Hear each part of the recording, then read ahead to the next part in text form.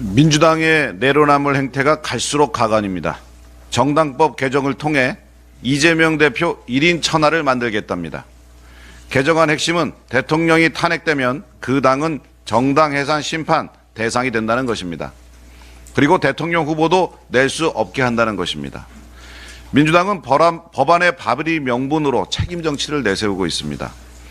하지만 그간 이재명 대표의 행적을 돌아보면 그야말로 내로남불이 따로 없습니다. 이 대표는 선거법 1심 재판을 6개월에 끝내도록 한 규정에도 불구하고 온갖 지연 전술을 동원해 2년 넘게 끌었습니다. 또한 2심 선고를 불과 2주 앞두고 두 번째 위헌법률 심판 재청을 신청하는 정말 얕은 꼼수를 부리고 있습니다.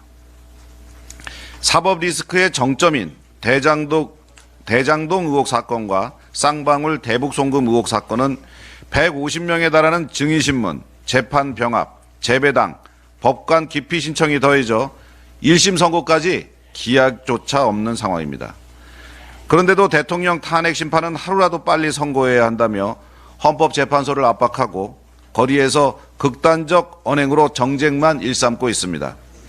이 같은 민주당이 과연 책임 정치를 논할 자격이 있습니까?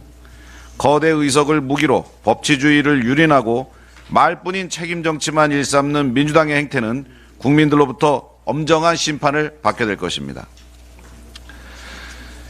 이재명 대표가 자신이 참석한 민생연석회의에서 발표한 전세계약 10년 보장 정책을 추진하기로 한 과제가 아니다라고 부정을 했습니다. 전세를 10년 보장하면 누가 전세를 놓겠습니까?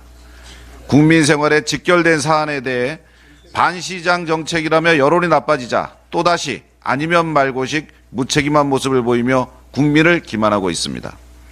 반도체, 주 52시간 예외 규정, 전국민 현금 살포 정책 등 여러 가지 말 바꾸기에 이어 또 한 번의 말 바꾸기 시도입니다.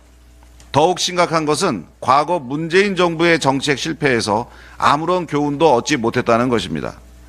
앞서 문재인 정부는 시장 원리를 무시한 규제 일변도의 부동산 정책 추진으로 주택 가격을 폭등시켰고 전세 대란을 불러일으켰습니다. 그런데 한술 더 떠 더욱 극단적인 정책을 추진하겠다는 것은 사회 혼란을 부추기겠다는 것입니다. 자고 나면 말을 바꾸는 이재명 대표와 민주당의 아니면 말고식 정치에 국민들은 지칩니다.